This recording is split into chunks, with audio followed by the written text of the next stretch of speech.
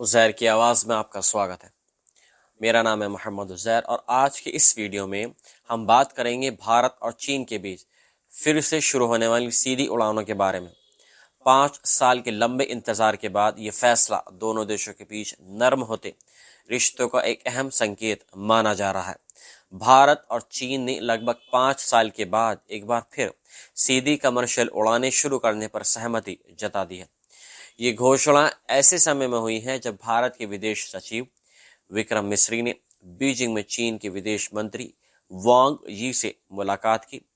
इसके बाद भारत के विदेश मंत्रालय ने एक बयान जारी करते हुए कहा कि दोनों देशों ने सिद्धांत रूप में सहमति बना ली है और अब आधिकारिक रूप से इन उड़ानों से जुड़ी तकनीकी और प्रशासनिक पहलुओं को अंतिम रूप देंगे।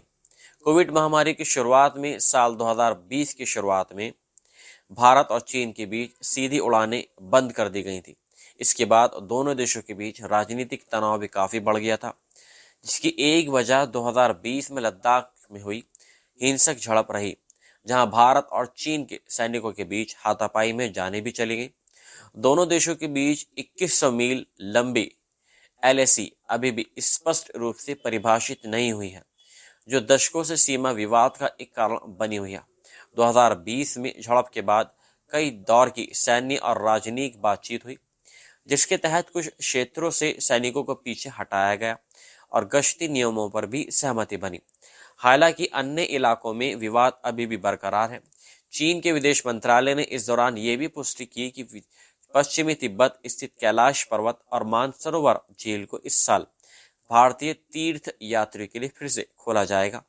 ये स्थान हिंदू, बौद्ध, जैन धर्मों के लिए काफी पवित्र माना जाता है और हजारों श्रद्धालु हर साल यहाँ की यात्रा करते हैं। हांगकांग से भारत के कई शहरों के लिए प्रत्यक्ष उड़ानें पहले से ही उपलब्ध हैं, लेकिन चीन के मुख्य भूभाग यानी बीजिंग, शंघाई से भारत के बीच सीधी उड़ानें पिछले कई साल से रुकी हुई थी। अब इस नए फैसले से न सिर्फ व्यापारिक यात्रियों को सहूलत मिलेगी, बल्कि दोनों देशों के नागरिकों को भी आने जाने में काफी आसानी होगी, जिससे आपसी संबंधों में फिर से गर्मजोशी आने की उम्मीद की जा रही है। ये थी आज की ताज़ा खबर भारत और चीन से जुड़ी हुई। मिलता हूं मैं आपसे एक नई खबर में। जय हिंद।